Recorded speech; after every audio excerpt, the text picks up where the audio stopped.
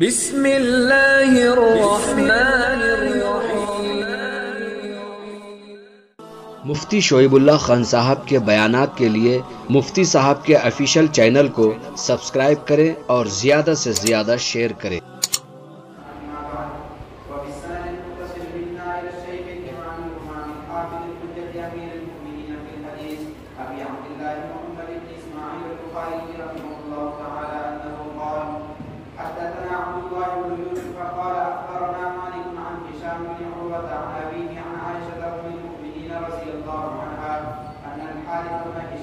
سأل رسول الله صلى الله عليه وسلم فقال يا رسول الله كيف يأتيك الوحي؟ فقال رسول الله صلى الله عليه وسلم أحيانا يأتيني مثل صلصلة الجرس وهو أشده علي فيفصل عني وقد وعيت عنه ما قال، وأحيانا يتمثل للملك رجلا فيكلمني فأعي ما يقول. قالت عائشة رضي الله عنها ولقد رأيته ينزل عليه الوحي وحي في اليوم الشديد البرد فيقسم عنه وإن جبينه لا يتفسد عرقا. بسم الله الرحمن الرحيم. الحمد لله رب العالمين والصلاة والسلام على سيد الأنبياء وأشرف المرسلين وعلى آله وصحبه أجمعين. أما بعد،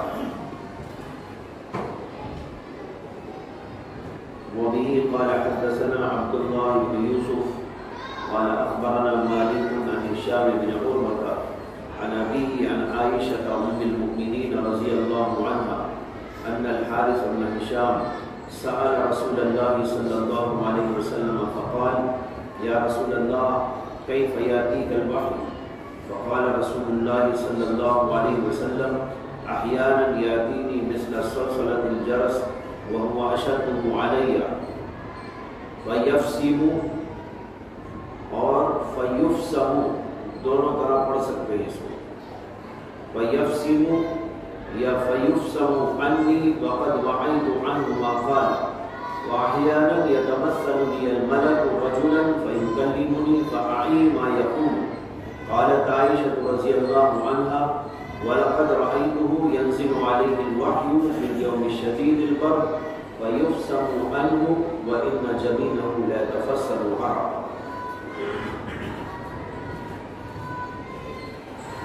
یہ دوسری حدیث ہے امام بخاری رحمۃ اللہ علیہ کی جو اس باب میں آپ نے درج کی ہے۔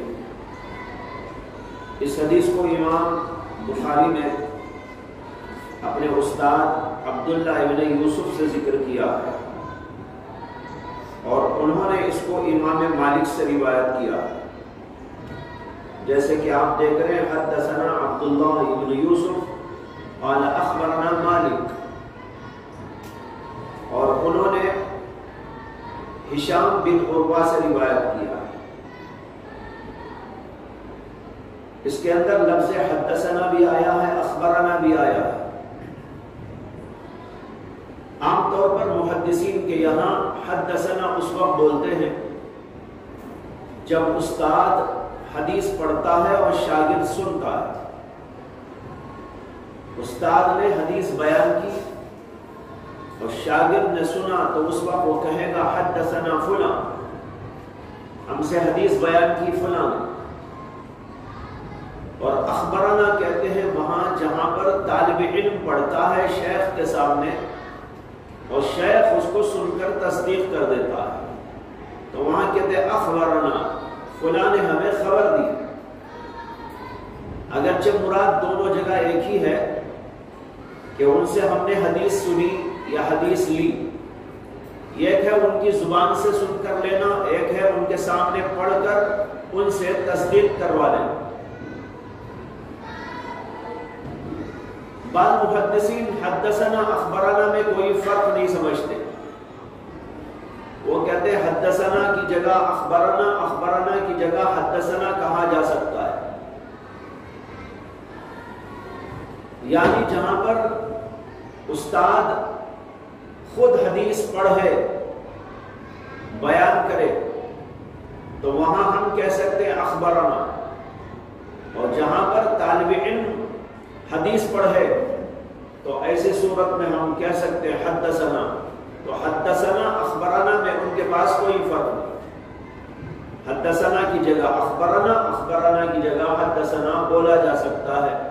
عام طور پر اسی طرح ہے کہ یہ لفظ ایک کی دوسری جگہ استعمال ہو جاتا ہے، لیکن اصلاً محدثین نے ان دونوں میں یہی فرق بیان کیا ہے کہ حدثنا وہاں کہتے ہیں جہاں پر شیخ حدیث بیان کرتا ہے، اور اخبرنا اس وقت بولتے ہیں جب طالب علم ان کے سامنے پیش کرتا ہے.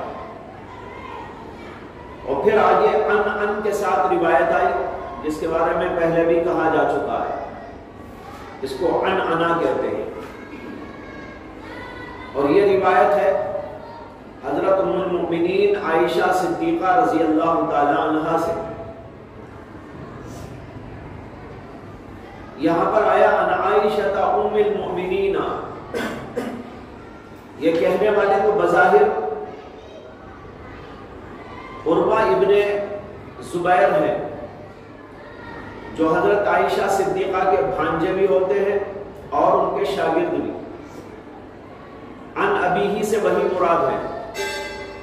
ان ہشام بن عروہ عن ابیہ، ہشام بن عروہ روایت کرتے ہیں اپنے والد سے، ان کے والد کا نام ہے عروہ ابن زبیر. یہ زبیر حضرت عائشہ صدیقہ رضی اللہ تعالی عنہا کی بہن حضرت اسماء کے شوہر ہیں. ان کے یہ بیٹے ہیں عروہ ابن زبیر.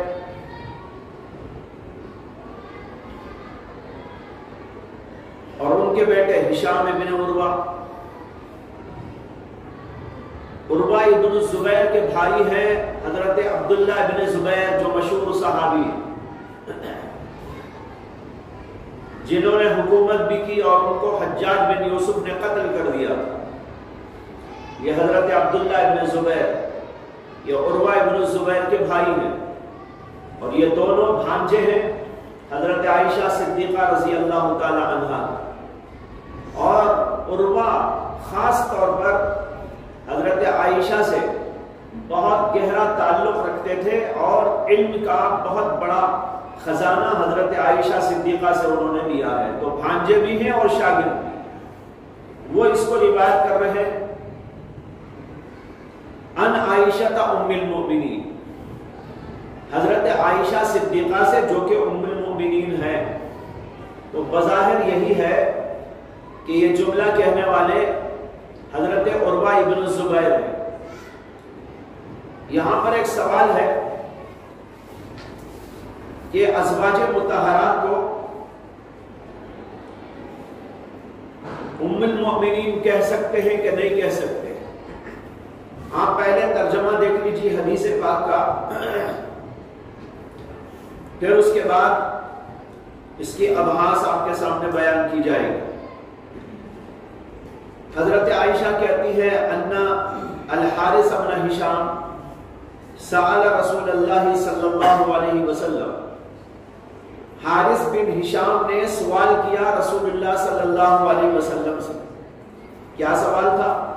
انہوں نے کہا یا رسول اللہ کیف یاتیک الوحی، آپ کے پاس وحی کس طرح آتی ہے؟ فقال رسول اللہ صلی اللہ علیہ وسلم، رسول اللہ صلی اللہ علیہ وسلم نے ارشاد فرمایا احیانا یاتینی مثل سلسلۃ الجرس، کبھی کبھی وہی آتی ہے میرے پاس اس طرح جیسے کہ گھنٹی کے بجنے کی آواز ہو. مثل سلسلۃ الجرس، وہی آتی ہے میرے پاس اس طرح جیسے کہ سلسلۃ الجرس، جرس کے معنی گھنٹی، یا گھنٹی رکھتی ہے روزانہ اس کو کہتے ہیں جرس. تو گھنٹی لگنے کی جو آواز ہوتی ہے ٹن ٹن ٹن ٹن ٹن، اللہ کے نبی صلی اللہ علیہ وسلم فرمایا اس طرح کی آواز مجھے سنائی دیتی ہے. وَهُوَ أَشَدُّهُ عَلَيَّ، اور یہ وحی کی کیفیت میرے اوپر زیادہ سخت ہوتی ہے. وَهُوَ اشدہ علی فیفصم عنی، اور وہ میرے سے ختم ہوتی ہے، ہٹا لی جاتی ہے، جدا ہوتی ہے. یہ ترجمہ ہے اس کا. فیفصم جدا ہوتی ہے، یا فیفصم جدا کی جاتی ہے، عنی میرے سے. وقد وعیت عنہ ما قال، اس حالت میں کہ میں اس سب کو اپنے دل میں جما چکا ہوتا ہوں جو اس نے کہا. وحی کے فرشتے نے جو کچھ کہا وہ میں اپنے سینے میں محفوظ کر چکا ہوتا ہوں جب وہ میرے سے جدا ہوتی ہے. ترجمہ دیکھ لو اچھی طرح. فیفصم عنی، وہ وحی میرے سے جدا کی جاتی ہے. وقد وعیت، یہ حال ہے، اس حالت میں کہ میں اخذ کر چکا ہوتا ہوں، یاد کر چکا ہوتا ہوں، دل میں جما چکا ہوتا ہوں. یہ سب ترجمے ہو سکتے ہیں اسے. ما قال، جو بھی فرشتے نے بتایا یا وحی میں جو کچھ مجھ سے کہا گیا وہ سب کچھ مجھے سینے میں محفوظ ہو جاتا ہے جب وہ میرے سے جدا ہوتی ہے.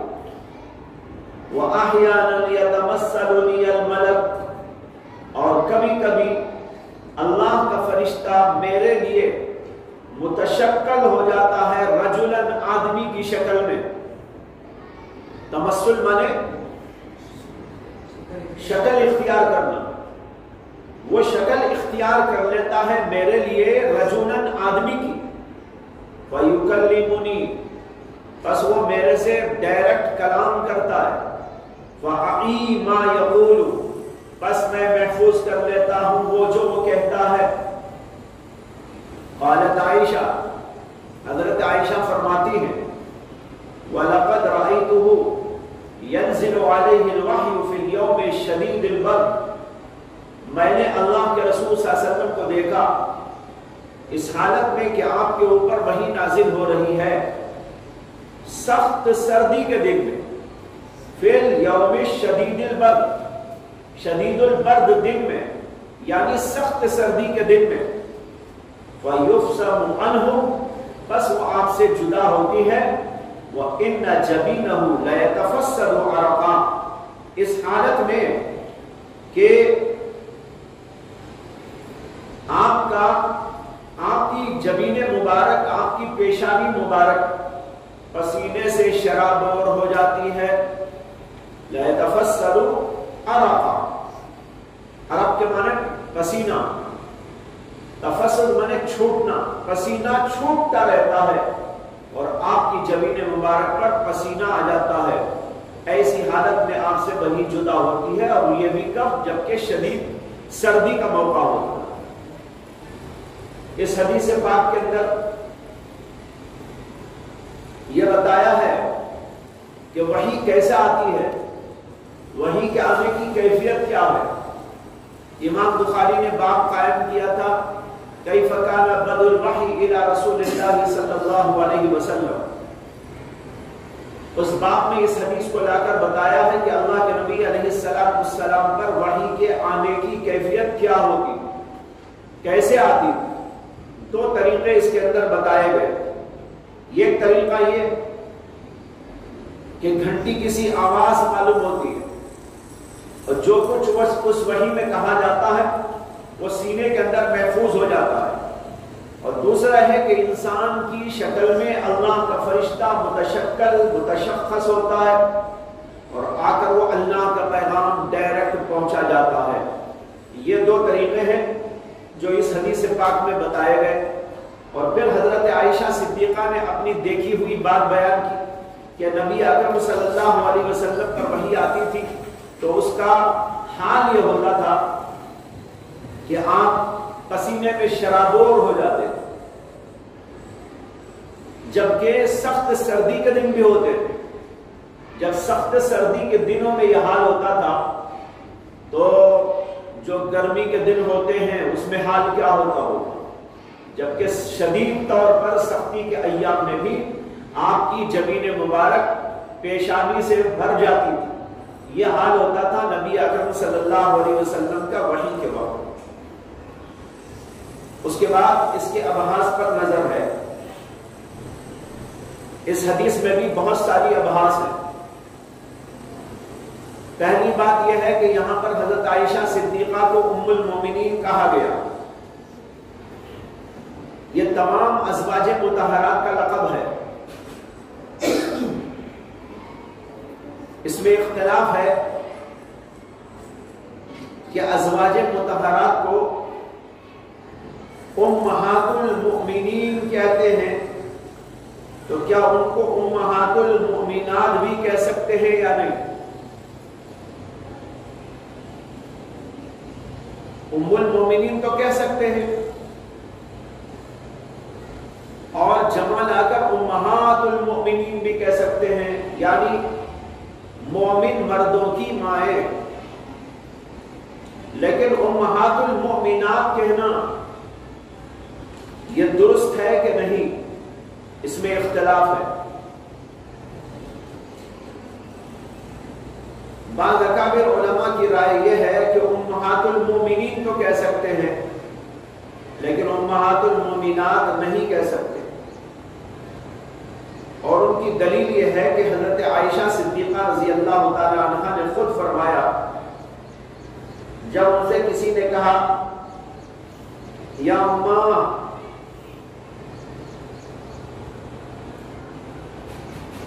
یعنی کسی عورت نے کہا، تو حضرت عائشہ نے اس کو ٹوکا اور فرمایا لست لکی بأم انما انا ام رجالکم. عورت نے کہا تھا اماں، تو کہا کہ میں تمہاری ماں نہیں ہوں، میں تو تمہارے مردوں کی ماں ہوں. انما انا ام رجالکم. یہ روایت طبقات کبریٰ ابن سعد میں موجود ہے. اور ایک روایت میں یوں آیا ہے کہ حضرت عائشہ نے کہا انا ام رجالکم لا ام النساء، میں تمہارے مردوں کی تو ماں ہوں نہ کہ عورتوں کی ماں. ان روایات کی بنیاد پر بعض علماء کا رجحان یہ ہے کہ امہات المومنین تو کہہ سکتے ہیں، امہات المومنات نہیں کہہ سکتے. لیکن جمہور کی رائے یہ ہے کہ ام المومنین بھی کہہ سکتے ہیں، ام المومنات بھی کہہ سکتے ہیں. اس کے اندر کوئی حرج کی بات نہیں. رہا ہے کہ حضرت عائشہ صدیقہ نے یہ بات کہی کہ میں تمہارے مردوں کی ماں ہوں نہ کہ عورتوں کی، تو اس کا مطلب یہ ہے کہ حضرت عائشہ صدیقہ یہ بتانا چاہتی تھی کہ مجھے الگ سے امہات المومنات کہنے کی ضرورت نہیں ہے. مومنین کہا جاتا ہے تو مومنین میں مومنات بھی داخل ہوتی ہے.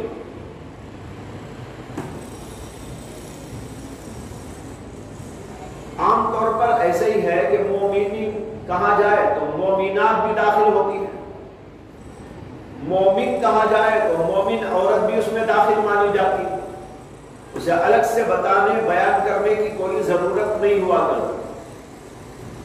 اس لیے حضرت عائشہ صدیقہ نے کہا کہ الگ سے مت کہو، بس ام المومنین کہہ دو کافی ہے.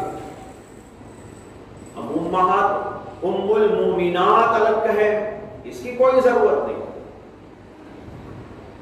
یہی تعبیر و تفسیر اس کی بیان کی ہے امام قرطبی نے، اور اسی طرح علامہ ابن العربی نے. یہاں پر ایک اور اختلاف یہ ہے کہ جس طرح ازواج مطہرات کو امہات المومنین کہتے ہیں، تو کیا اللہ کے نبی علیہ السلام کو ابو المومنین کہہ سکتے ہیں؟ جب وہ ہماری مائیں ہیں تو اللہ کے نبی ہمارے باپ ہوئے. جمہور کی رائے یہ ہے کہ یہ جائز ہے، کہہ سکتے ہیں.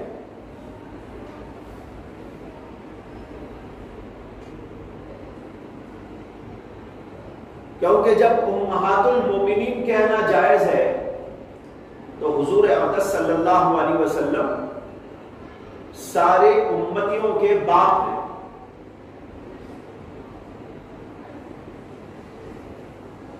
بعض کہتے ہیں کہ ایسا کہنا جائز نہیں، اور ان کی دلیل قرآن کریم کی ایک آیت ہے کہ اللہ تبارک و تعالی نے فرمایا ما کان محمد ابا احد من رجالکم ولکن رسول اللہ وخاتم النبیین. محمد صلی اللہ علیہ وسلم تم مردوں میں سے کسی کے باپ نہیں ہیں،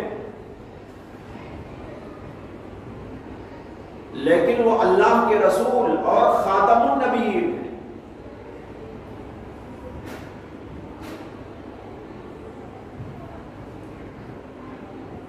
اس آیت کی بنیاد پر بعض علماء کا رجحان یہ ہے کہ نبی اکرم صلی اللہ علیہ وسلم کو ابو المؤمنین نہیں کہہ سکتے، اس سے کہ اللہ نے کہا ما کان محمد ابا احد من رجالکم، تم مردوں میں سے اللہ کے رسول کسی کے باپ نہیں ہوتے.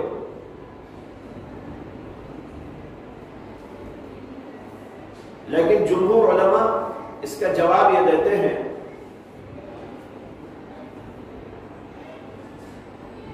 کہ اس آیت کریمہ کا یہ مقصد نہیں ہے.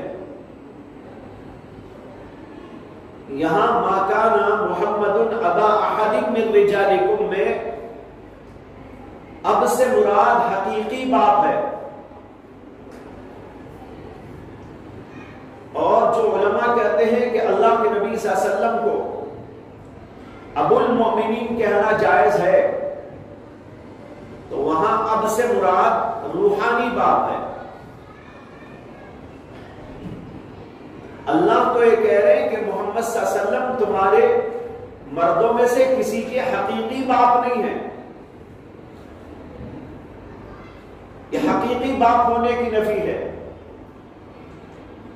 اور جمہور علماء جس باپ کا اس بات کرتے ہیں وہ روحانی باپ کا، کہ اللہ کے نبی روحانی باپ ہے. ازواج مطہرات کو بھی جو امہات المومنین کہا جاتا ہے تو وہ روحانیت کے اعتبار سے ہے کہ وہ ہماری روحانی مائیں ہیں. ظاہر بات ہے جسمانی ماں تو نہیں ہے، حقیقی ماں تو نہیں ہے. تو جس طرح وہاں ماں کا مفہوم ہے روحانی ماں، اسی طریقے پر یہاں باپ سے مراد ہے روحانی باپ. اللہ کے نبی تمام امت کے روحانی باپ ہوتے ہیں.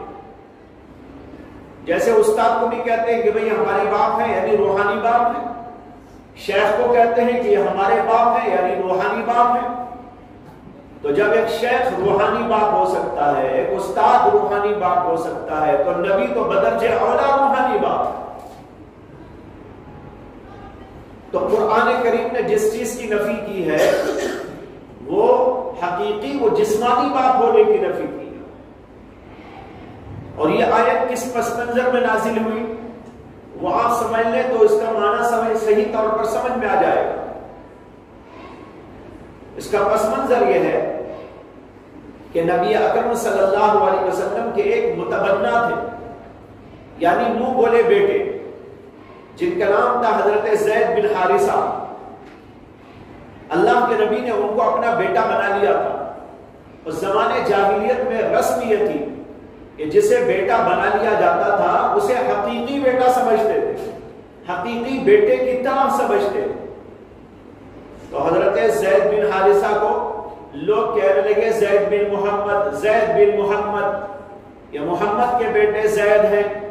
حالانکہ وہ حضور اقدس صلی اللہ علیہ وسلم کے بیٹے نہیں تھے، وہ تو حارثہ کے بیٹے تھے، غلام تھے، اور اس کے بعد ان کو آزاد کر کے محمد عربی صلی اللہ علیہ وسلم نے اپنا بیٹا بنا لیا.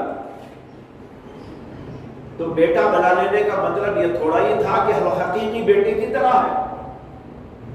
اس کے بعد ایک قصہ پیش آیا. قصہ یہ پیش آیا کہ حضرت زید جب بڑے ہو گئے، اللہ کے نبی علیہ السلام نے ان کی شادی کر دی تھی اپنی پھوپھی زاد بہن حضرت زینب بنت جہش کے ساتھ. زینب بنت جہش انتہائی خوبصورت عورت تھی اور حضرت زید ویسے ہی تھے، اور پھر خاندانی اعتبار سے وہ حضور اقدس صلی اللہ علیہ وسلم کے خاندان کی تھی اور قریش کے خاندان کی تھی، بہت بڑا خاندان، اور زید جو تھے وہ آزاد کردہ غلام تھے۔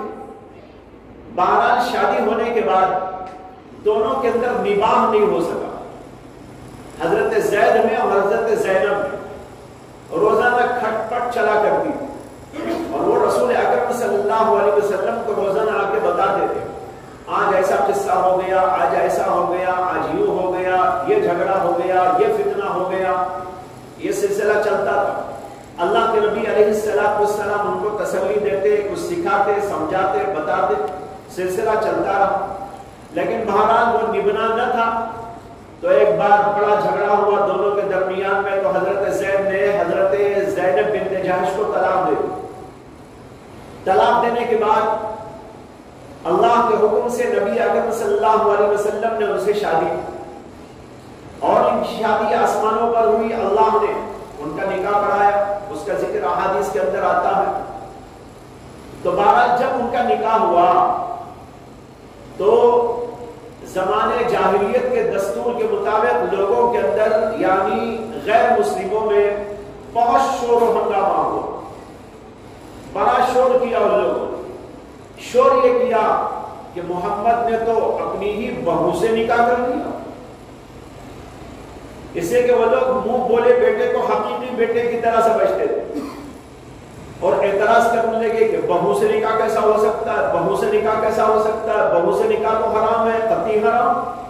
زمانے جاہلیت والے بھی سمجھتے تھے کہ یہ حرام ہے، اور وہ منہ بولے بیٹے کو حقیقی باپ کی طرح سمجھ کر بہو سے حرام ہونے کی بات پھیلانے لگے، اور کہنے لگے کہ محمد صلی اللہ علیہ وسلم نے اس طرح کر لیا۔ تو اس کے جواب میں یہ آیت نازل ہوئی، اور اس میں کہا گیا ما کان محمد نبا احد من رجالکم، محمد تو تمہارے مردوں میں سے کسی کے باپ بھائی نہیں، تو زید کے باپ کہاں سے ہو گئے؟ کسی کے باپ نہ ہوئے۔ اس لیے کہا کہ جس زمانے میں یہ آیت نازل ہوئی اس زمانے میں رسول اکرم صلی اللہ علیہ وسلم کی نرینہ اولاد کوئی باقی نہیں تھی، یعنی لڑکے سارے انتقال کر گئے تھے۔ آپ کے 3 یا 4 لڑکے تھے، طیب، طاہر، عبداللہ اور ایک ابراہیم۔ بعض کہتے ہیں کہ جو ہے ان میں سے 2 نام ایک ہی بچے کے نام تھے، اس طرح بعض لوگ کہتے ہیں 3 بچے تھے، بعض کہتے ہیں کہ 4 تھے۔ تو بہرحال جو بھی تھے وہ بچپن ہی میں انتقال کر گئے تھے۔ جب آیت کا نزول ہو رہا تھا تو اس وقت میں کوئی بھی اللہ کے نبی صلی اللہ علیہ وسلم کی نرینہ اولاد یعنی لڑکے باقی نہیں تھے، جو تھی وہ لڑکیاں موجود تھی۔ اسی اللہ نے کہا کہ محمد صلی اللہ علیہ وسلم تو تم میں سے کسی کے باپ بھائی ہی نہیں، اور قرآن نے دوسری جگہ یہ بھی واضح کیا کہ جو تم کسی کو اپنا متبنہ بنا لیتے ہو، بیٹا بنا لیتے ہو، بیٹی بنا لیتے ہو، یہ تو تمہارے منہ کی باتیں ہیں، یہ تو تمہارے منہ کی باتیں ہیں۔ حقیقی بیٹا حقیقی بیٹی وہ نہیں بن جاتی، یہ تو تمہارے منہ سے تم کہتے ہو۔ باقی حقیقی باپ، حقیقی بیٹا، حقیقی بیٹی یہ وہ ہوتے ہیں جسے اللہ بیٹا بیٹی بنا کر دنیا میں بھیجتا ہے۔ باپ سے ماں سے جو ہے بچے پیدا ہوتے ہیں، یہ ان کی حقیقی اولاد۔ باقی کسی آدمی کو آپ نے کہا کہ بھئی یہ میرا بیٹا، اللہ کہتے ہیں یہ تو تمہارے منہ کی بات ہے۔ حقیقی بیٹا اس کو کہتے ہیں جو کسی سے تولد ہوتا ہے، جسے اللہ بیٹا بناتا ہے۔ تم نے کسی کو زبانی طور پر بیٹا کہہ دیا تو وہ بیٹا حقیقتاً نہیں ہو جاتا۔ ہاں اس سے سلوک کرو اچھا، اس سے برتاؤ کرو اچھا، بیٹے کی طرح کرو، وہ الگ بات ہے، لیکن رشتے میں وہ تمہارے حقیقی بیٹے کی طرح نہیں ہو جائے گا۔ یہ اللہ نے دوسرے مقامات پر صاف طور پر ذکر فرمایا۔ اب بتانا یہ ہے کہ اس پس منظر میں یہ آیت نازل ہو کر یہ بتا رہی ہے کہ جب آیت نازل ہوئی تو اس دور میں اللہ کے نبی کی کوئی بھی اولاد نرینہ موجود نہیں تھی۔ حضرت زید تو وہ نرینہ اولاد آپ کی نہیں تھی، حقیقی اولاد نہیں تھی. اللہ کے نبی نے ان کو منہ بولا بیٹا بنا لیا تھا، تو وہ تو منہ کی بات تھی، حقیقت کے اعتبار سے تو بیٹا نہیں تھا. لہذا ان کی جو بیوی ہے وہ محمد صلی اللہ علیہ وسلم کی بہو بھی کیسے ہوگی؟ جب وہ بیٹا نہیں تو وہ بہو نہیں، جب وہ بہو نہیں تو ان سے رشتہ کرنے میں کوئی حرج کی بات نہیں. لہذا اللہ کے نبی علیہ السلام نے جو یہ رشتہ کیا، یہ رشتہ کوئی غلط رشتہ نہیں تھا، یہ بتانے کے لیے یہ آیت کریمہ نازل ہوئی. اس سے آپ کو یہ سمجھ میں آ گیا ہوگا کہ آیت کا مقصد یہ نہیں ہے کہ محمد صلی اللہ علیہ وسلم روحانی باپ نہیں ہو سکتے، وہ تو حقیقی باپ اس زمانے میں کوئی موجود، تو اللہ کے نبی کی نرینہ اولاد موجود نہیں تھی، اس لیے کہا گیا تھا رائے کہ آپ ساری امت کے باپ ہوتے ہیں. اس کے اندر کوئی اشکال کی بات نہیں ہے، جمہور علماء یہی بات اختیار کرتے. بہرحال ام المومنین حضرت عائشہ صدیقہ رضی اللہ عنہا فرماتی ہیں ان الحارث ابن ہشام، حارث ابن ہشام نے سوال کیا. یہ حارث بن ہشام جو تھے وہ ابو جہل کے سگے بھائی ہیں، ابو جہل کے سگے بھائی. ابو جہل کا نام تھا عمرو بن ہشام، یعنی اس کا نام ہی عمرو تھا، باپ کا نام ہشام تھا، اور یہ ہے حارث بن ہشام اس کے بھائی. ابو جہل کو ابو جہل جو کہا جاتا ہے یہ اس کی جہالت کی بنیاد پر کہا جاتا ہے، بڑا جاہل تھا. اور یہاں جاہل سے مراد پڑھا لکھا نہ ہونا ہی نہیں ہے. جہالت صرف اتباع کے لیے نہیں ہوتی، جہالت بعض وقت تو پڑھے لکھے لوگ بھی کرتے ہیں. جاہلانہ حرکت، جاہلانہ افعال، جاہلانہ اخلاق، جاہلانہ طرز زندگی، جاہلانہ معاشرت، جاہلانہ بول، جاہلانہ طرز عمل.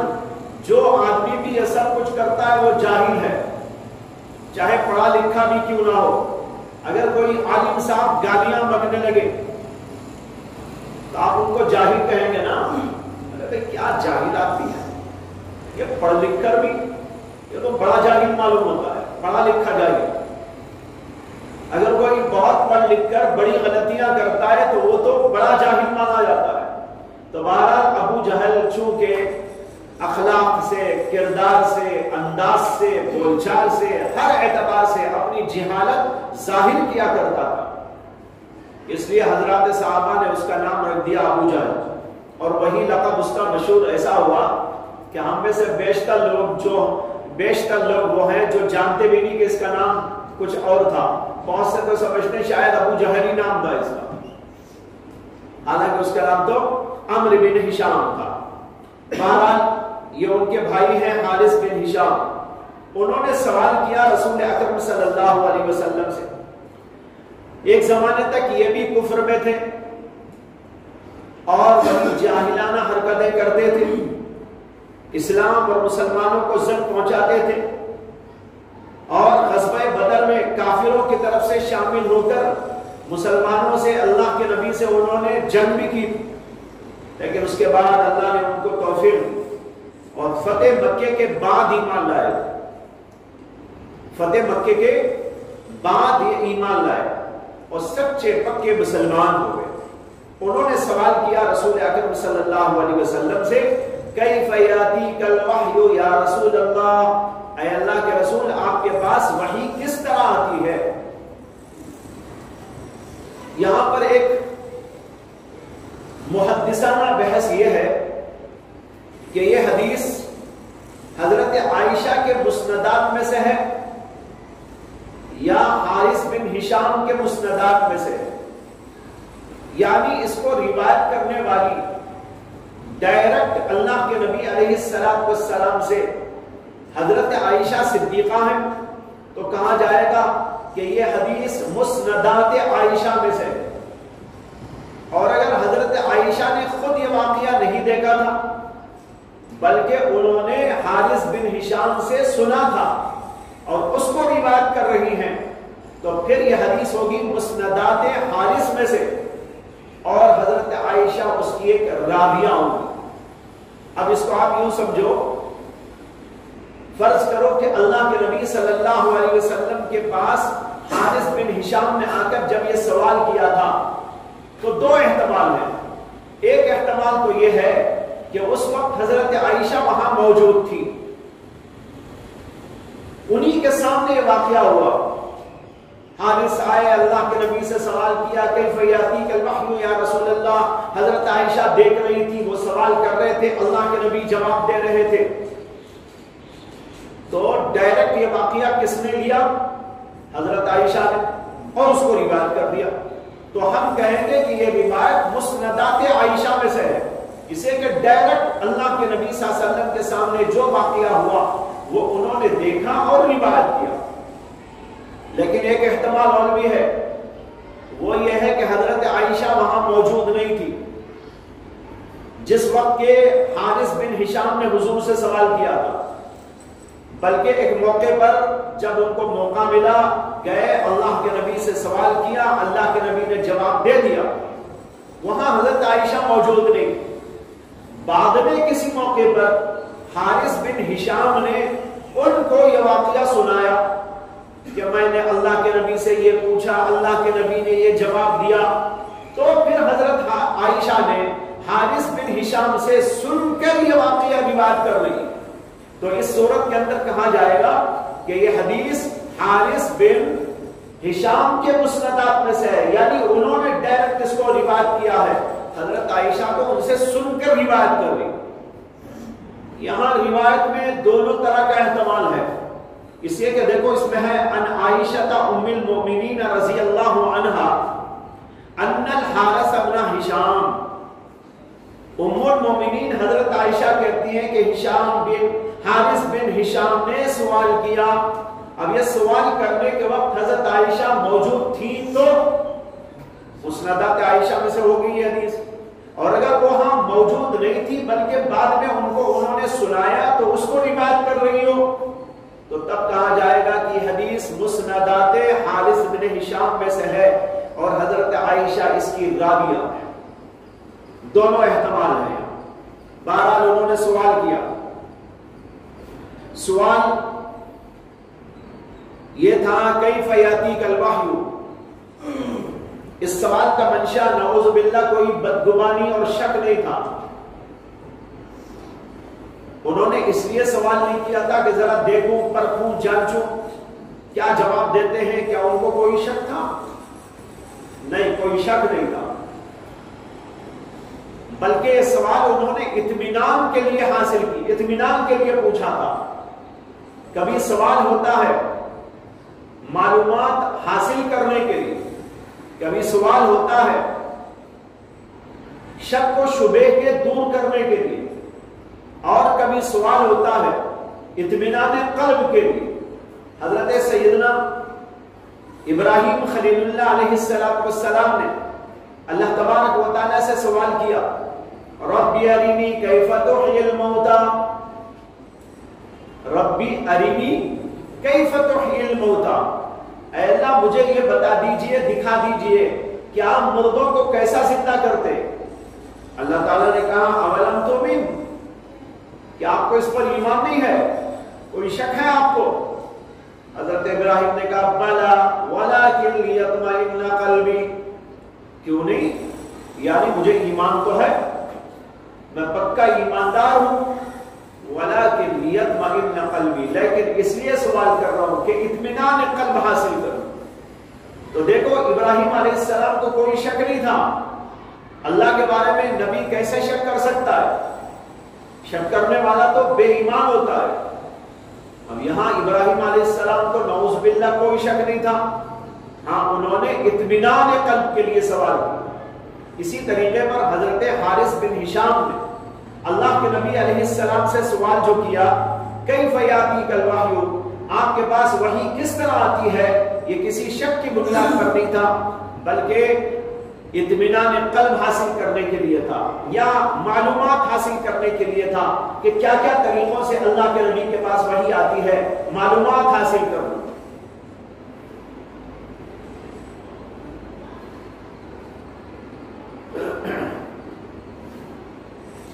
اس کے بعد سوال یہ ہے کہ ان کے سوال کرنے کا منشا کیا تھا؟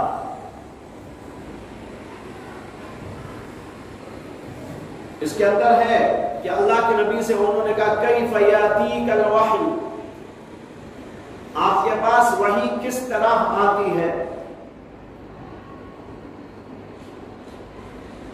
اتیان کے معنی اصل میں تو آتے ہیں کسی چیز کا آنا جو محسوس ہو، از قبیل جواہر یا از قبیل اجسام ہو، ایسی کسی چیز کا آنا. اور ظاہر بات ہے کہ وہی تو ایسی چیز ہے نہیں. جیسے کوئی آدمی آتا ہے، کوئی جانور آتا ہے، یا اور کوئی چیز آتی ہو جاتی ہے، ظاہر بات ہے کہ یہ مراد تو ہے. یہاں مراد ہے اللہ کی وحی جو نبی اکرم صلی اللہ علیہ وسلم کے دل کے اوپر آتی، اس کے آنے کی کیفیت کا سوال کرنا چاہتے تھے کہ جب وہ آتی ہے تو آپ کی حالت کیا ہوتی ہے، کیا انداز ہوتا ہے، وحی لانے والا کون ہوتا ہے، وحی لانے کا جو فرشتہ ہوتا ہے اس کی کیفیت کیا ہوتی ہے، اور جب آپ پر وحی نازل ہوتی ہے تو اس وقت آپ کو کیسا کیسا محسوس ہوتا ہے. حضرات صحابہ یہ چیزیں دیکھتے تھے اور اسی لیے انہوں نے اللہ کے نبی علیہ السلام سے سوال کیا. جواب میں اللہ کے نبی علیہ السلام نے فرمایا کہ کبھی میرے اوپر وحی آتی ہے تو ایک طرح سے اور کبھی آتی ہے دوسری طرح سے، مختلف انداز سے میرے پاس وحی آتی ہے. دو طریقے یہاں پر ذکر فرمائے. پہلا طریقہ یہ بتایا احیانا یاتینی مثل سلسلۃ الجرس. سلسلہ کہتے ہیں لگاتار آواز کا آنا، کسی چیز کی جو لگاتار آواز ہوتی ہے اس کو کہتے ہیں. جیسے کہ لوہے کو لوہے پر آپ مارے تو ایک آواز آتی ہے، اس کے ساتھ ایک لگاتار آواز ہوتی ہے. جیسے آپ نے مارا تو آئے گی ٹن، کچھ دیر تک آتی رہے گی، اور پھر آپ مارتے چلے جائیں تو وہ آواز میں بالکل تسلسل پیدا ہو جائے گا. جیسے کہ گھنٹی کے لگنے کے وقت اس پر غور کرو تو اندازہ ہو. تو بہرحال سلسلہ کہتے ہیں لوہے کو لوہے پر مارنے کی آواز جو لگاتار ہوتی ہے، تسلسل کے ساتھ میں آتی. اس حدیث پاک میں نبی اکرم صلی اللہ علیہ وسلم نے آنے والی وحی کو سلسلۃ الجرس سے تشبیہ دی ہے، گھنٹی کے بجنے کی آواز سے تشبیہ دی. یہاں پر سوال یہ ہے کہ اس تشبیہ سے رسول اللہ صلی اللہ علیہ وسلم نے وحی کی جو کیفیت بتائی ہے اس کو کس طرح سمجھ سکتے ہیں. اسے کہ گھنٹی کی آواز میں تو کوئی بات نہیں سمجھ میں آتی، ٹن ٹن سے کوئی مفہوم کسی چیز کا سمجھ میں نہیں آتا. تو پھر اللہ کے نبی علیہ السلام نے جو یہ فرمایا گھنٹی کی آواز کی طرح کچھ آواز محسوس کرتا ہوں، تو اس کا مطلب کیا ہے اور کیسے اس سے اللہ کے نبی کی وحی آ کر آپ کے دل میں جم جاتی. اس سلسلے میں بہت سارے اقوال ہیں علماء کے. بعض کا کہنا یہ ہے کہ نبی اکرم صلی اللہ علیہ وسلم جس آواز کو سنتے تھے تو دل میں وہ چیز نقش ہو جاتی تھی، اور جو اللہ کی مراد اور منشا ہوتی تھی وہ قلب کے اندر جا کر جم جاتی تھی. جب یہ سلسلہ ختم ہوتا تو اللہ کے نبی علیہ السلام اسے اپنے دل کے اندر پاتے اور پھر اسی کو لوگوں کے سامنے بیان فرما. جیسے کہ خود آپ نے کہا وَقَدْ وَعَيْتُ عَنْهُ مَا قَالَ، جو کچھ کہ وحی میں کہا گیا وہ میں اپنے دل کے اندر محفوظ کر لیتا۔ اب رہی وہ کیفیت، اسے تو سوائے نبی کے کون محسوس کر سکتا ہے اور کون بتا سکتا ہے۔ البتہ تقریب فہم کے لیے ایک مثال دی جا سکتی ہے، مگر آپ کے لیے یہ مثال بھی اتنی واضح نہیں ہوگی۔ ہمارے بچپن میں ٹیلی گرام ایک چیز ہوتی، سنا ہے ٹیلی گرام؟ دیکھا تو نہیں ہوگا یا دیکھا ہے؟ اب تو سلسلہ تقریباً ختم ہو گیا، اب تو نئی چیزیں آ گئی۔ اب تو کون ٹیلی گرام دے گا، یہاں تو موبائل فون لگاتے ہی وہاں مل جاتا ہے۔ ٹیلی گرام میں خاص کوئی پیغام کسی کو دینا چاہتے تھے تو ٹیلی گرام کے ذریعے دیا جاتا تھا۔ پوسٹ آفس کو جاتا ایک آدمی، مثلا مجھے کسی کو پیغام بھیجنا ہے تو میں جاؤں گا یا کسی کو بھیجوں گا اور کہوں گا کہ بھئی یہ ٹیلی گرام فلاں آدمی کو پہنچانا ہے۔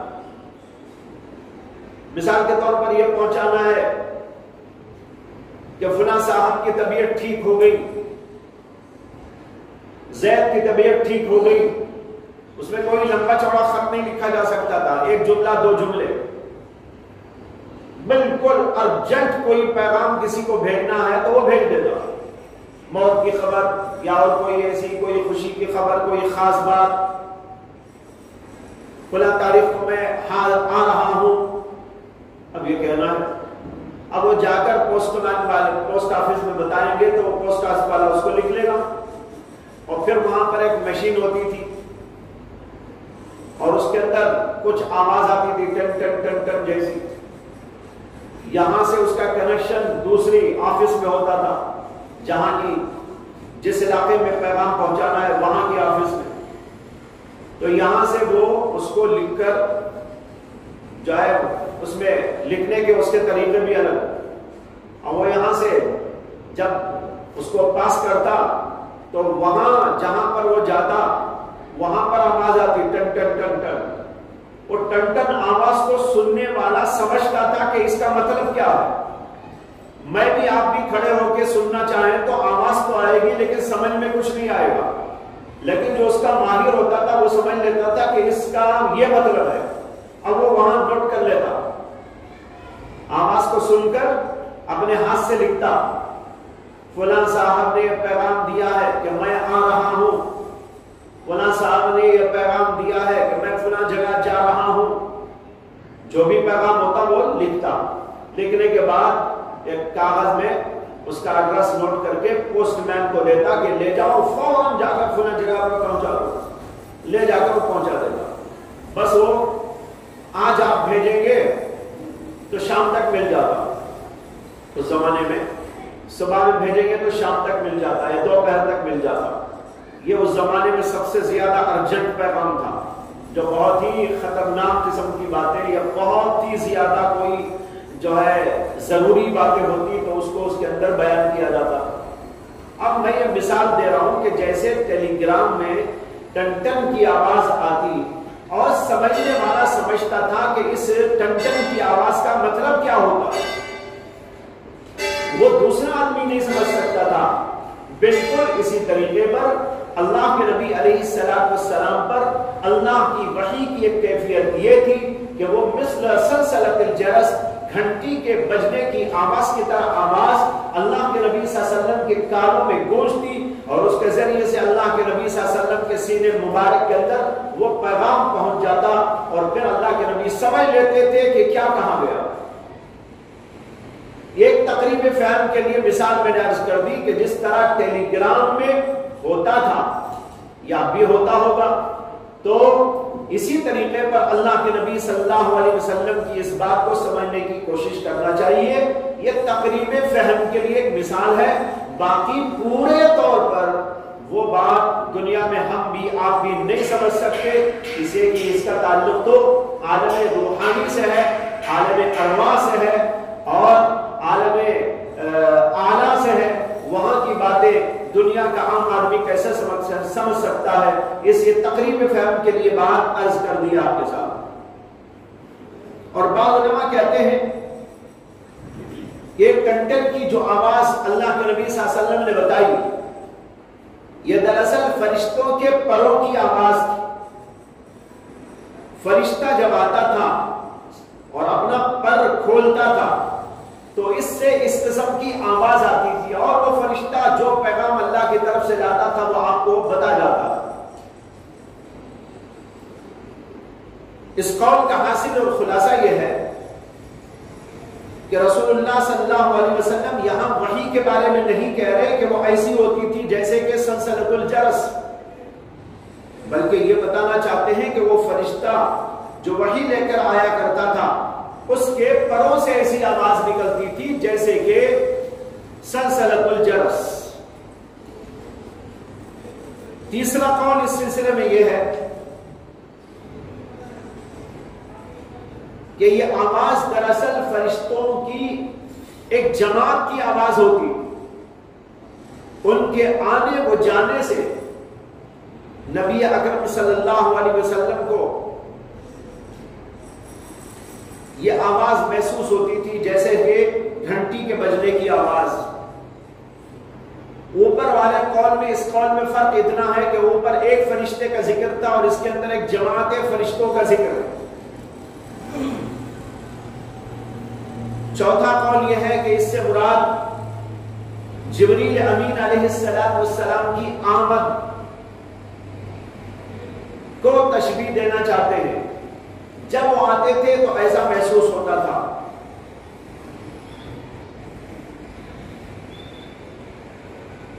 لیکن یہ بیچ کے اقوال اتنے زیادہ قابل اعتبار نہیں، اس لیے کہ فرشتہ آتا تھا، وہ تو ہے اپنی جگہ پر، فرشتہ لاتا تھا، ایک شکل اللہ کے فرشتے کے لانے کی بھی ہوتی ہے، لیکن یہاں اللہ کے نبی علیہ السلام اس شکل کو نہیں بیان کر رہے، یہاں اس ڈائریکٹ اللہ کی وحی کا ذکر کر رہے ہیں جو اللہ کی طرف سے آپ کے اوپر ڈائریکٹ آتی۔ اس لیے بعض علماء نے کہا کہ یہ آواز دراصل نبی اکرم صلی اللہ علیہ وسلم کو وحی الہی کی جانب متوجہ کرنے کے لیے ہوتی۔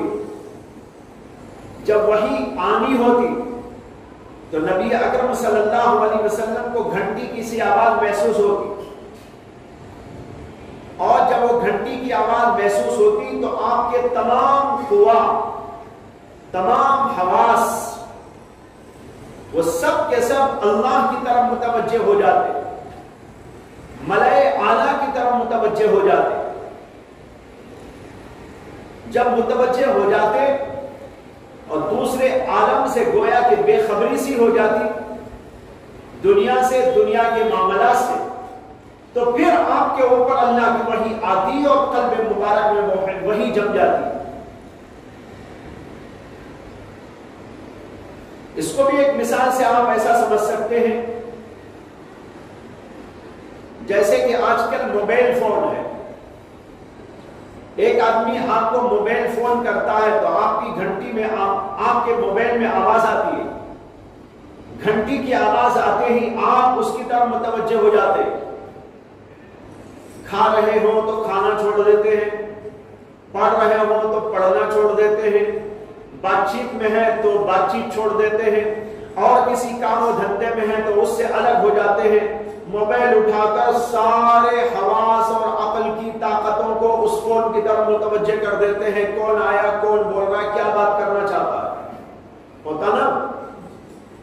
تو دیکھو گھنٹی کی آواز آپ کو اپنی طرف کھینچ لیتی، آپ کے دل کو، دماغ کو، حواس کو، سب کو وہ اپنی طرف متوجہ کر لیتی، اور آپ کا تھوڑی دیر کے لیے دوسرے چیزوں سے تعلق منقطع سا ہو جاتا۔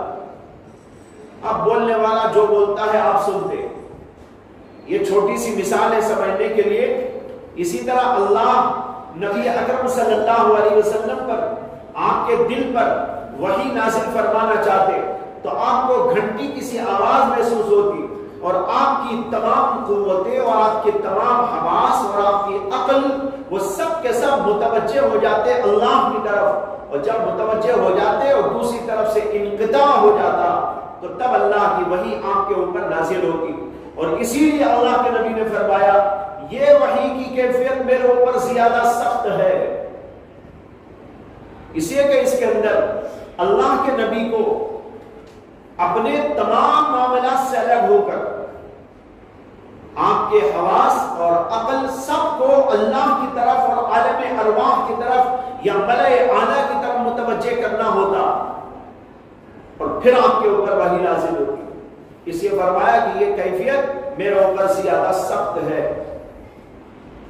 حضرت شاہ ولی اللہ محدث دہلوی رحمۃ اللہ علیہ کی رائے یہ ہے کہ سلسلۃ الجرس کی آواز یہ دراصل اللہ تبارک و تعالیٰ کی قدیم اور ازلی آواز ہے، یعنی کلام نفسی جس کو کہا جاتا ہے۔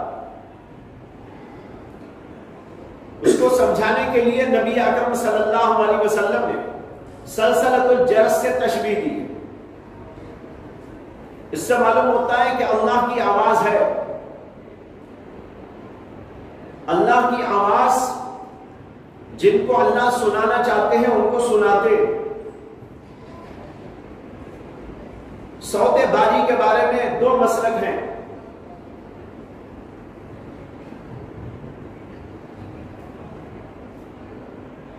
کہ اللہ تبارک و تعالیٰ جو کلام کرتے ہیں یہ بحرف و صوت ہوتا ہے یا بلا حرف و صوت۔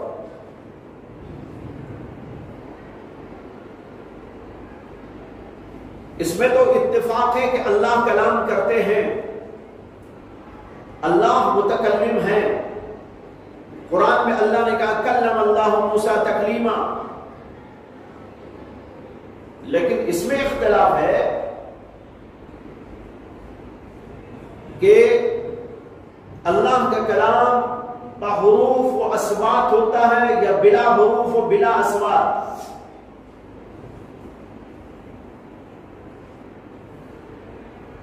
متکلمین کہتے ہیں کہ اللہ کا کلام صوت و حرف سے خالی ہوتا ہے، اس میں نہ کوئی آواز ہوتی ہے نہ حروف۔ یہ حضرات کہتے ہیں کہ اسی لیے اللہ کے نبی صلی اللہ علیہ وسلم نے سلسلۃ الجرس سے تشبیہ دی ہے اللہ کی آواز کو، اللہ کی باتوں کو۔ لیکن محدثین کا متکلمین سے اس مسئلے میں اختلاف ہے۔ حضرات محدثین کرام کے نزدیک اللہ کلام کرتے ہیں اور اللہ کا کلام حروف و اصوات پر مشتمل ہوتا ہے۔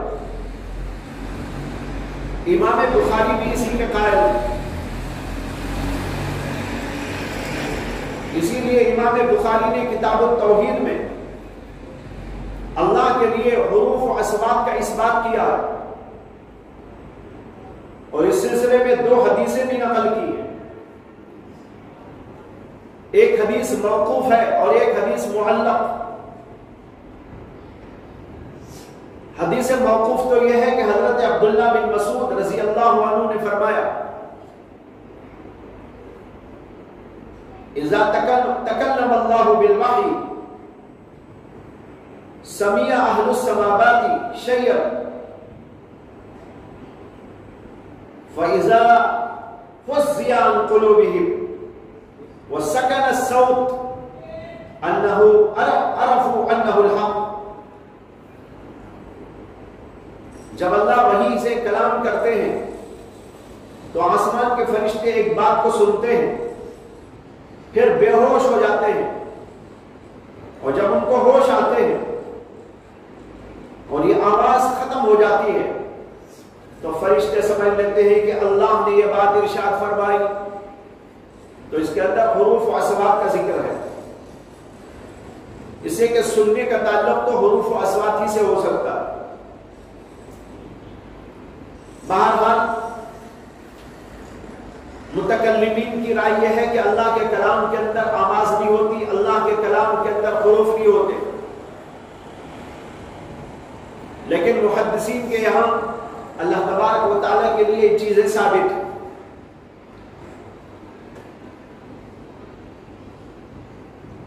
تو فرمایا کیف یاتیک الوحی، آپ کے پاس وحی کس طرح آتی ہے؟ تو آپ نے پہلی شکل بتائی کہ اس طرح آتی ہے جیسے کہ سلسلۃ الجرس ہوتی. اس کے بعد دوسری بحث یہاں پر یہ ہے کہ یہاں تشبیہ دی ہے نبی اکرم صلی اللہ علیہ وسلم نے اللہ کی وحی کو سلسلۃ الجرس کے ساتھ. یہ شیء محمود کی تشبیہ شیء مذموم کے ساتھ دی گئی ہے. اللہ کی وحی تو محمود ہے، پاکیزہ چیز ہے، اور جرس یعنی گھنٹی یہ چرس کی طرح ناپاک ہے. جرس یہ چرس کی طرح ناپاک ہے. کیوں ناپاک ہے؟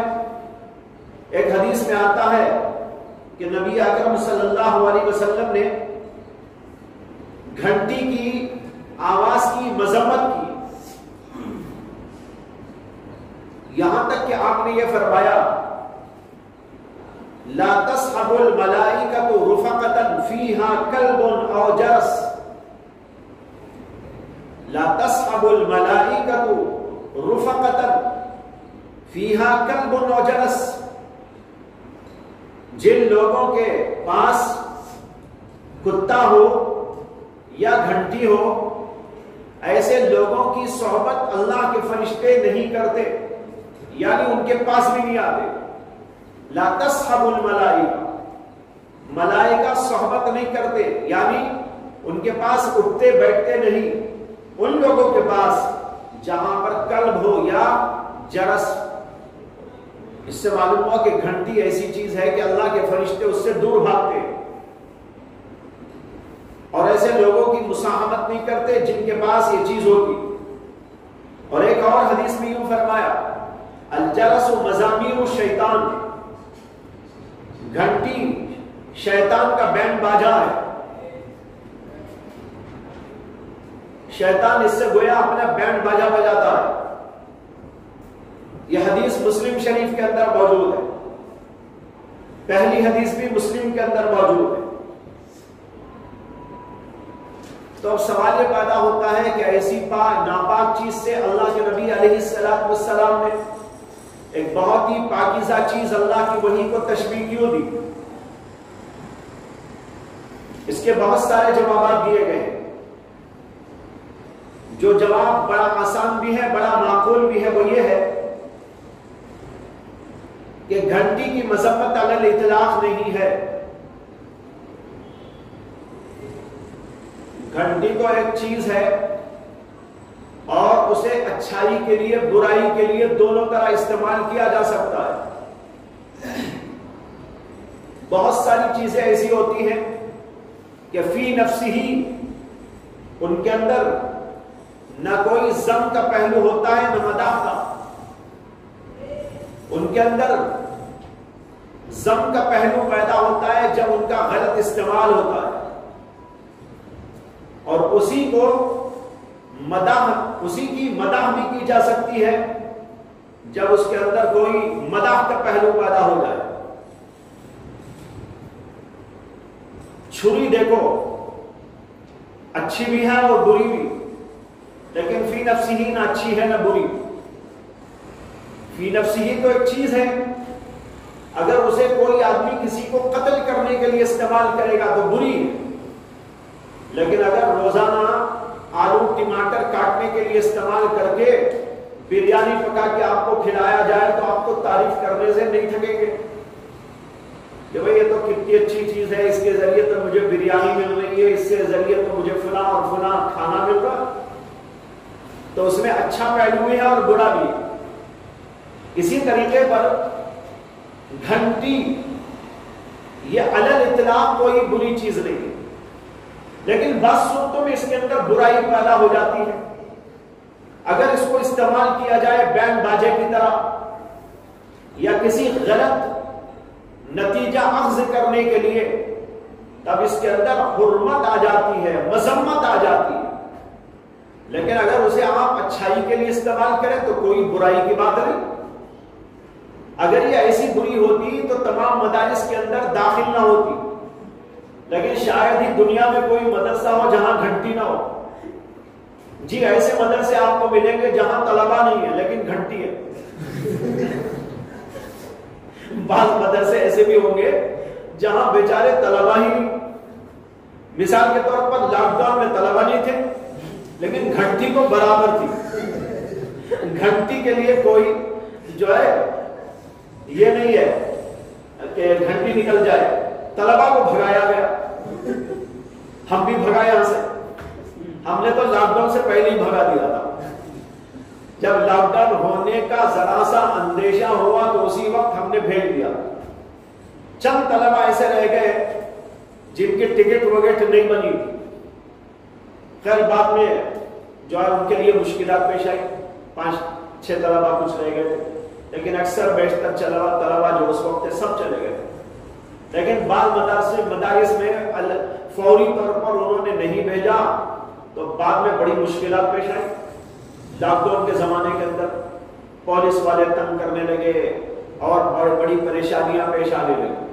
تو بہرحال میں بول رہا تھا طلبا کو تو بھگایا گیا لیکن گھنٹی کو کس نے بھگایا؟ وہ تو وہی پڑی رہی آج تک ہے. تو وہی یہ کہہ رہا ہوں کہ گھنٹی اگر ناجائز ہوتی، گھنٹی اگر کوئی ناپاک چیز ہوتی تو کسی اچھی جگہ پر نہ ہوتی. لیکن گھنٹی تو بہت جگہ پائی جاتی ہے، اچھی اچھی جگہوں میں پائی جاتی ہے. لیکن اس کا اگر غلط استعمال کیا جائے گا تو ناجائز. حدیث رسول میں جو فرمایا لا تصحب الملائکۃ رفقۃ فیہا کلب او جرس، یہ خاص موقع پر فرمایا تھا. یہ عام حالات کے اندر ارشاد نہیں فرمایا. واقعہ دراصل یہ تھا کہ جہاد کی ایک مہم روانہ کی گئی اور اللہ کے نبی علیہ السلام جب جہاد کے لیے جاتے یا بھیجتے تھے تو کوشش یہ کرتے تھے کہ دشمن کو آنے کی خبر نہ ہو جائے، دشمن بے خبر رہے. اس لیے کہ اگر دشمن کو پہلے ہی پتہ چل گیا تو پھر کیا ہوگا؟ اس لیے دشمن کو خبر نہ ہو اس کا اہتمام کرتے تھے. اسی لیے آپ جب جانا چاہتے تو کہتے کہ ہم کو ادھر جانا ہے، حالانکہ جانا ہوتا تھا ادھر. یہ اس لیے کہتے تھے تاکہ جدھر جانا ہے وہاں کے لوگوں کو پہلے سے علم نہ ہو جائے. اسی آپ یوں کہہ کر ادھر جا کر ایک پھیرا مار کر پھر ادھر جاتے تھے. یہ سب اس لیے ہوتا تھا تاکہ دشمن کو اندیشہ پہلے ہی سے پیدا نہ ہو جائے اور دشمن پہلے ہی سے تیاری نہ کر لے. یہ حکمت ہوتی ہے، بصیرت کی بات ہوتی ہے. بہرحال اس لیے آپ یہ کوشش کرتے تھے. تو ایک بار ایسا ہوا کہ کسی نے اپنے ساتھ میں کتا رکھ لیا تھا یا کسی نے کوئی گھنٹی رکھ لی. نتیجہ یہ ہوا کہ جب ادھر جانے لگے تو کتا اچانک بھونکنا شروع کر دیا. اب کتا بھونکتے ہی دشمن بیدار ہو گیا. اللہ کے نبی صلی اللہ علیہ وسلم نے کہا لا تصحب الملائکۃ رفقۃ فیہا کلب. اور پھر اس کے اندر ایسا بھی ہوا ایک موقع پر کہ جو ہے گھنٹی تھی اور گھنٹی کچھ بجنے لگی، ہلنے لگی، اس کی آواز آنے لگی، دشمن بیدار ہو گیا. اللہ کے نبی نے کہا کہ جو ہے بری چیز ہے جس سے کہ دشمن کو مطلع ہونے کا موقع مل گیا اور اسلام کو اس سے تکلیف، مسلمانوں کو اس سے پریشانی لاحق ہوئی. اسی آپ نے کہہ دیا تاکہ کوئی بھی آئندہ ایسے موقع پر اپنے ساتھ میں نہ کتا رکھے اور نہ جرس رکھے. تو دیکھو یہ خاص موقع کی بات تھی اور خاص استعمال کی بات تھی. اس کے لیے اللہ کے نبی علیہ السلام نے یہ فرمایا تھا. یہ مطلقاً نہیں فرما دیا تھا. اس کو یاد رکھ لینے کی ضرورت ہے. عون المعبود شرح ابو داؤد میں لکھا ہے کہ اللہ کے نبی علیہ السلام نے جو اس کو اپنے ساتھ لے جانے سے منع کیا تھا۔ اس کا مقصد یہ تھا کہ کفار پر اچانک حملہ کیا جا سکے اور ان لوگوں کو پہلے سے اس کی کوئی اطلاع نہ پہنچ پائے، اور گھنٹی رکھنے سے پہلے سے اطلاع ہونے کا امکان ہے، کتا رکھنے سے بھی پہلے سے اطلاع ہونے کا امکان ہے، اس لیے اللہ کے نبی علیہ السلام نے اس سے منع فرمایا۔ بعض علماء نے کہا کہ یہ جو گھنٹی کو منع کیا ہے یہ علل اطلاق منع نہیں ہے، بلکہ اس صورت میں منع ہے جبکہ یہ عورتوں کے جسم پر ہو، عورتوں کے جسموں پر ایسا زیور ہونا جس میں کہ گھنٹی بجے، اس میں بہت بڑا فتنہ ہے۔ فتنہ یہ ہے کہ عورتوں کی طرف متوجہ ہوں گے مرد، اب وہ ایسا زیور پہن کے چھن چھن چھن چھن کرتی جائے تو مرد سارے ادھر متوجہ ہوں گے اور بے حیائی بڑھے گی۔ بے حیائی کو روکنے کے لیے اللہ کے نبی علیہ السلام نے فرمایا، تو یہاں پر جرس سے مراد منع کرنے کی صورت میں وہ جرس اور وہ گھنٹیاں ہیں جو زیور کے اندر استعمال کی جائے اور عورتیں اس کو استعمال کریں اور اس سے بے پردگی لازم آئے۔ جیسے کہ بہت ساری عورتیں پیروں کے اندر پازیب پہنتی ہیں تو اس کے اندر کچھ گھنٹیاں سی ہوتی ہیں، جب عورت چلتی ہے چھن چھن چھن چھن کرتا رہتا ہے، یہ منع ہے۔ اور قرآن میں بھی اللہ نے اس سے منع فرمایا کہ ایسے پیروں کو مار مار کر نہ چلو، وَلَا يَضْرِبْنَ بِأَرْجُلِهِنَّ لِيُعْلَمَ مَا يُخْفِينَ مِنْ زِينَتِهِنَّ، اپنے پیروں کو مار کر نہ چلو، یعنی پیروں میں زیور ہے اس کو مار مار کے چل رہی ہے اور اس کے ذریعے سے آواز مردوں تک پہنچ رہی ہے اور اس کی مخفی زینت ظاہر ہو رہی ہے، اللہ نے اس سے منع فرمایا۔ جیسے کہ ابھی بتایا اس سے بے حیائی عام ہوگی، مردوں عورتوں کا اختلاط ہوگا، زناکاری اس کے ذریعے سے قائم ہوگی، اس وجہ سے اس سے منع فرمایا۔ لہذا معلوم ہوا کہ یہ علل اطلاق ممنوع چیز نہیں ہے۔ جب علل اطلاق ممنوع چیز نہیں ہے تو اس سے تشبیہ دینے کے اندر کوئی حرج کی بات نہیں لازمہ۔ یہ ہوا اس کا جواب۔ اس کے بعد آتے ہیں کہ اللہ کے نبی علیہ السلام نے فرمایا وَهُوَ أَشَدُّهُ عَلَيَّ، وحی کی یہ کیفیت اور حالت میرے اوپر زیادہ سخت ہوتی ہے۔ اس میں ہوا کی ضمیر وحی کی طرف ہے، جس کا ذکر سوال میں بھی ہے، اور یاتینی کے لفظ کے اندر ضمیر ادھر لوٹ رہی ہے، اسی طرف ہوا کی بھی ضمیر لوٹ رہی ہے۔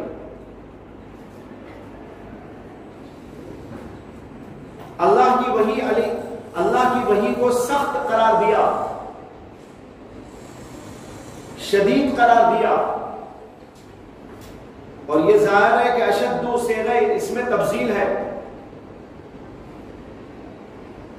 ویسے اللہ کی وحی تو قول ثقیل ہے ہی، قرآن کریم میں اللہ نے بیان کیا ہے اِنَّا سَنُلْقِي عَلَيْكَ قَوْلًا ثَقِيلًا، اور فرمایا لو انزلنا هذا القرآن على جبل لرأيته خاشعا متصدعا من خشية الله، تو اللہ کی وحی تو بڑی بھاری بھرکم ہے، بڑی عظیم الشان ہے، اور اس کے بھاری بھرکم اور عظیم الشان ہونے کی وجہ سے وہ جب اللہ کے نبی پر نازل ہوتی تھی تو سخت محسوس کرتے۔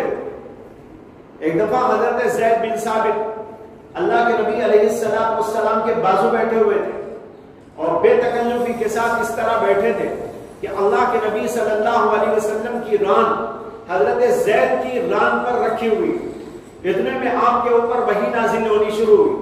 وحی نازل ہوئی تو حضرت زید کہتے ہیں کہ اللہ کے نبی کا جسم اتنا وزنی اور بھاری بھرکم ہو گیا کہ مجھے ایسا محسوس ہونے لگا کہ میری ران پھٹ جائے۔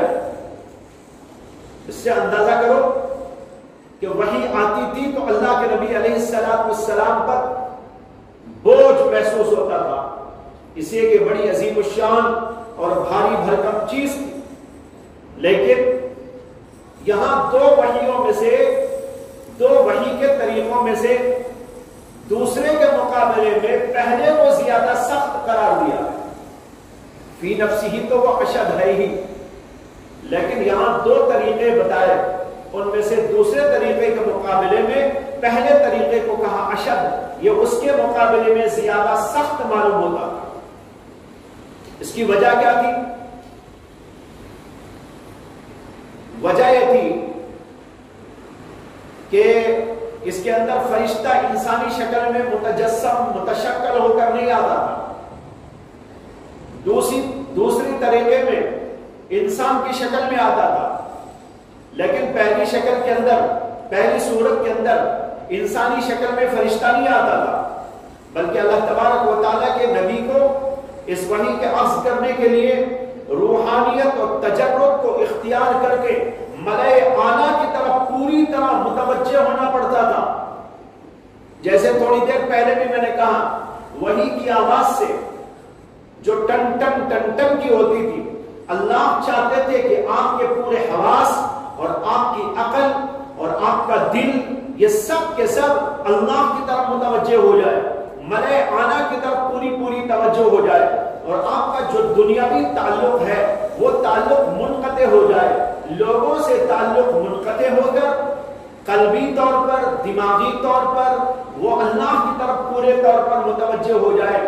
ظاہر بات ہے کہ معمولی بات تو نہیں ہے، اس لیے اللہ کے نبی نے کہا کہ یہ جو شکل تھی یہ میرے اوپر زیادہ سخت ہوتی، اور رہی دوسری شکل تو اس میں تو زیادہ سختی اس لیے نہیں محسوس ہوتی تھی کہ اس کے اندر انسان کی شکل میں فرشتہ آ کر بیٹھا ہوا ہے.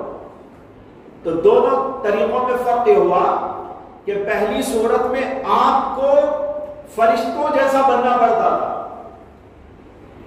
اور دوسری شکل میں فرشتے کو انسان جیسا بننا پڑتا تھا. اس میں اللہ کے نبی علیہ السلام پر زیادہ بوجھ نہیں پڑتا تھا. دوسری وجہ یہ ہے کہ وحی کی یہ شکل اور کیفیت یا تو براہ راست اللہ تعالیٰ کی طرف سے بنا کسی واسطے کے ہوتی، براہ راست اللہ کی وحی آ رہی، یا جبریل کا واسطہ ہوتا تھا. تو درمیان میں صرف ایک واسطہ ہے، اور وہ بھی اپنی شکل میں ہے، فرشتہ بھی اپنی شکل کے اندر ہے. لہذا اس سے اللہ کے نبی علیہ السلام پر بڑا بوجھ پڑتا. اگر ڈائریکٹ اللہ کی وحی آ رہی ہے تب تو ہے ہی، اور اگر بیچ میں فرشتہ موجود ہے تو فرشتہ بھی اپنی شکل میں موجود ہے، تو اللہ کے نبی کو پوری طرح ادھر متوجہ ہو کر گفتگو سننا پڑتا تھا اور دل میں جمانا پڑتا تھا، اور اپنے دل کو ادھر پوری طرح متوجہ کر کے لینا پڑتا تھا. یہ معمولی کام نہیں تھا، اس لیے کہا گیا کہ یہ بہت زیادہ سخت معلوم ہوتی. اس کے بعد میں ہے فَيُفْسَمُ عَنِّي یا فَيَفْسِمُ عَنِّي. اس کو تین طرح پڑھ سکتے ہیں. باب ضربہ سے معروف پڑھے فَيَفْسُمُ عَنِّي، فَسَمَ يَفْسُمُ. باب ضربہ سے فَسَمَ يَفْسِمُ، یفسمونی، فَسَمَ يَفْسِمُ، ضربہ یضربو سے، یفسم عنی ایک طریقہ. اور اسی کو مجہول بھی پڑھ سکتے ہیں باب ضربہ سے فَيُفْسَمُ عَنِّي، اور تیسری شکل میں اس کو باب افعال سے پڑھا جائے فَيُفْسَمُ عَنِّي، مجہول کا صیغہ باب افعال سے پڑھا جائے. تو تین طرح اس کو پڑھنا درست ہے، یفسمو، اور دوسرا مجہول کا صیغہ یفسمو، اور تیسرا طریقہ باب افعال سے مجہول پڑھنا یفسمو. اس طریقے پر تین طرح اس کو پڑھنے کی گنجائش ہے. فصم کے اصل معنی تو آتے ہیں کسی چیز کو کسی سے جدا کرنا. یہاں مراد وحی کا ختم ہونا، وہی آپ سے جدا ہوتی، وہی آپ سے ختم ہوتی. وَقَدْ وَعَيْتُ عَنْهُ مَا قَالَ، جبکہ وہ سب کچھ مجھے محفوظ ہو جاتا جو اللہ نے وحی میں کہا یا جو فرشتے نے وحی میں بیان کیا، وہ سب کچھ میرے دل و دماغ کے اندر پیوست ہو جاتا، محفوظ ہو جاتا. اس کے بعد یہاں پر دوسرا جملہ آیا ہے. اللہ کے نبی علیہ السلام نے فرمایا وَأَحْيَانًا يَأْتِينِي وَأَحْيَانًا يَتَمَثَّلُ لِيَ الْمَلَكُ رَجُلًا فَيُكَلِّمُنِي فَأَعِي مَا يَقُولُ.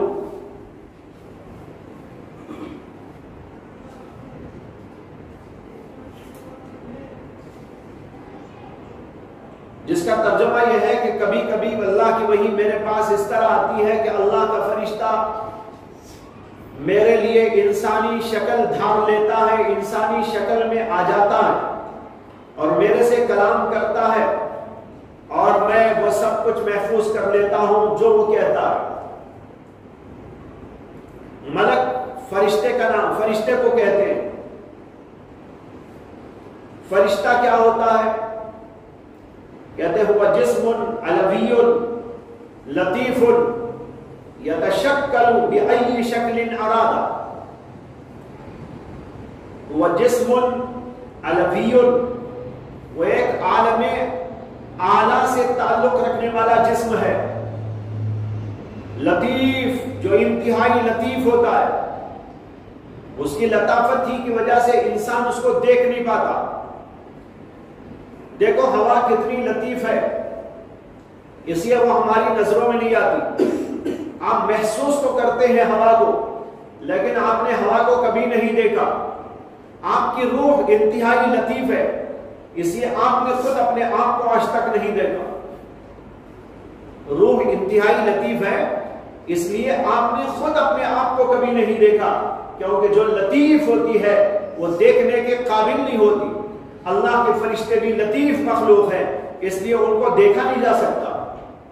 یتشکل بأی شکل شاء، اور وہ جس شکل میں چاہتا ہے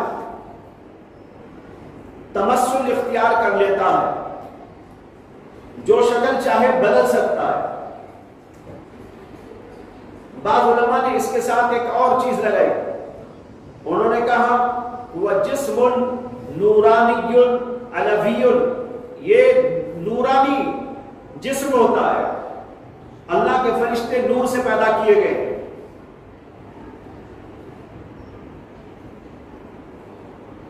اور اس لیے ان کو نورانی مخلوق کہا جاتا ہے. اس کے بعد اس میں لفظ آیا ہے یتمثل لی الملک رجلا،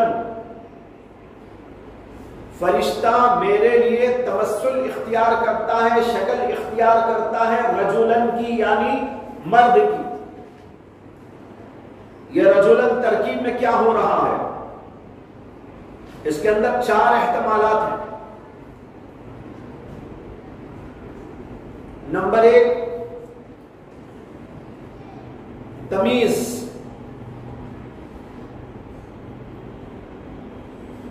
اگر یہ تمیز ہے تو اس کا ترجمہ ہوگا یتمثل لی الملک رجلا، میرے لیے فرشتہ متشکل ہو جاتا ہے آدمی کی شکل میں.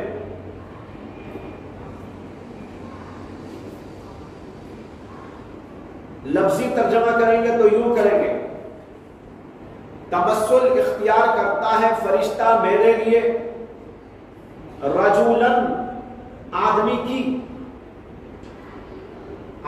کی شکل اختیار کرتا ہے. آپ کو یہ بات معلوم ہے کہ تمیز وہاں لاتے ہیں جہاں کلام کے اندر ابہام ہوتا ہے. کوئی بات گنجلک ہوتی ہے، اسی ابہام کو ختم کرنے کے لیے تمیز لائی جاتی ہے. جیسے آپ نے کہا عندی 40، میرے پاس 40 ہیں. اتنی بات آپ کہہ کر رک جائیں گے تو کسی کو بات سمجھ میں نہیں آئے گی. ابہام ہے اس کے اندر. سوال پیدا ہوگا کہ بھئی 40 کیا ہیں؟ آپ نے کہا عندی 40 قلما، قلم ہے، رجل آدمی ہیں، کتابیں ہیں، فلاں ہیں، فلاں ہیں. تو آپ کو تفسیر کرنی پڑے گی، اسی کا نام ہے تمیز. اسی طریقے پر جب اللہ کے نبی نے فرمایا یتمثل لی الملک، میرے لیے فرشتہ جسم اختیار کر لیتا ہے، شکل اختیار کر لیتا ہے، اتنا کہہ کر خاموش ہو جائے تو بات پوری نہیں ہوتی. اس کے اندر ابہام ہے. سوال پیدا ہوگا کس کی شکل؟ فرشتہ شکل اختیار کرتا ہے تو سوال پیدا ہوا کس کی شکل؟ اللہ کے نبی نے اس کے جواب میں کہا رجل، آدمی کی. تو یہ کیا ہوا؟ تمیز ہوا. مگر علامہ عینی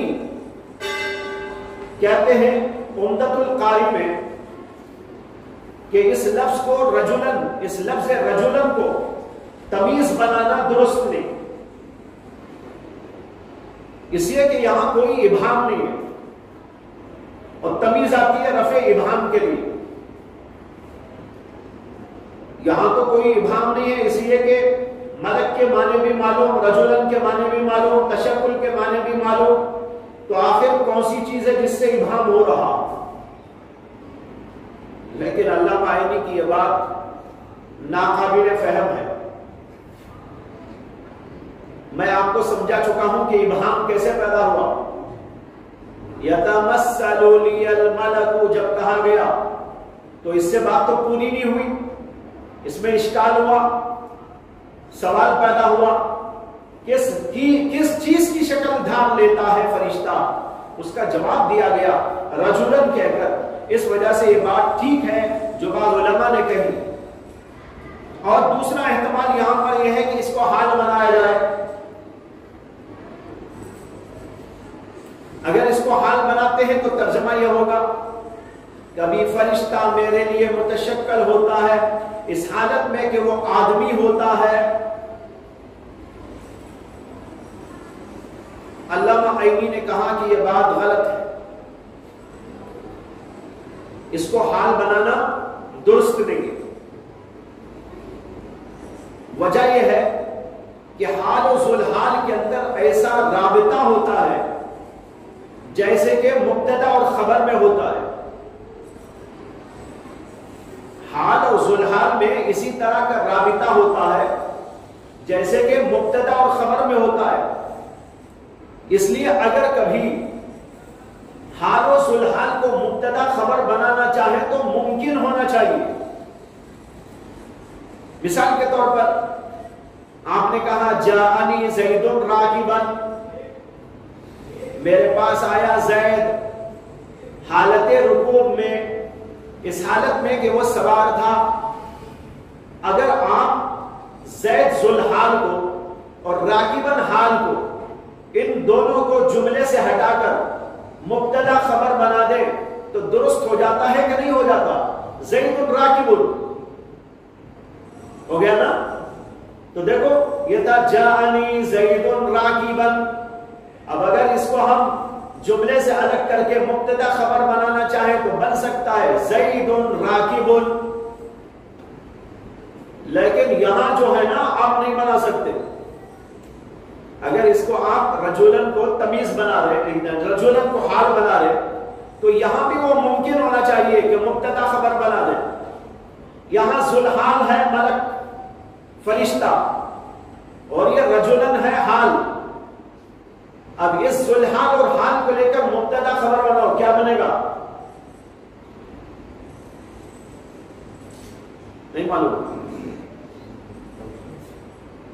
ارے بھائی ان دو کو جملے سے ہٹا کر مبتدا خبر بناؤ تو کیا بنے گا؟ الملک رجل، یہ بنے گا نا؟ جیسے زید راکب بنائے تھے، جاءنی زید راکبا تھا، زید ذوالحال راکبا حال، اس ذوالحال اور حال کو جملے سے الگ کر کر مبتدا خبر بنایا تو ہو گیا زید راکب، زید سوار ہے، تو بات درست ہو گئی نہیں ہو گئی؟ اس طرح ہونا چاہیے جہاں بھی حال و ذوالحال ہوتا ہے۔ اب یہاں دیکھنا ہے کہ یتمثل لی الملک رجلا کے اندر ملک یہ لفظ جو ہے یہ ہے ذوالحال، اور اس کا حال کیا ہے؟ رجلا۔ تو اب ان دونوں کو بھی نکالو اور مبتدا خبر بناؤ، کیا بنے گا؟ الملک رجل، الملک رجل، فرشتہ آدمی ہے، تو یہ تو غلط ہے نا، فرشتہ آدمی کہاں ہے؟ فرشتہ تو فرشتہ ہے، فرشتہ تو آدمی نہیں ہے، تو لہذا الملک رجل نتیجہ نکلتا ہے۔ علامہ عینی کہتے ہیں اسی لیے یہاں پر اس کو ذوالحال حال بنانا درست نہیں۔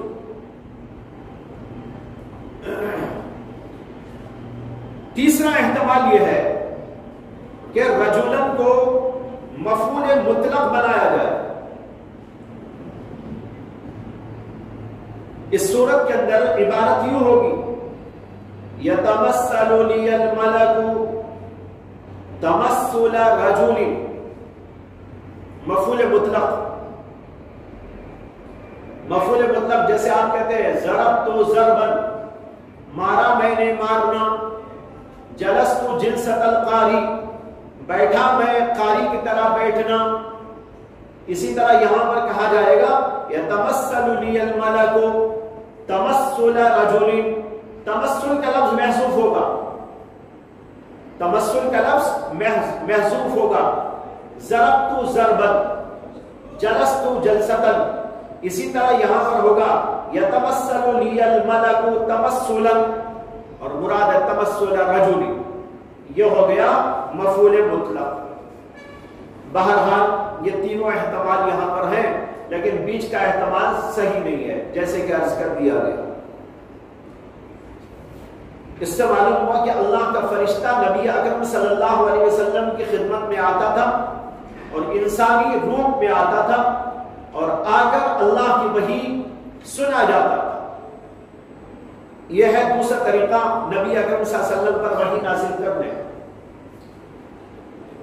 اس کے بعد متعدد اور ابحاث ہیں جو انشاءاللہ پھر عرض کیے جائیں گے آپ کے ساتھ۔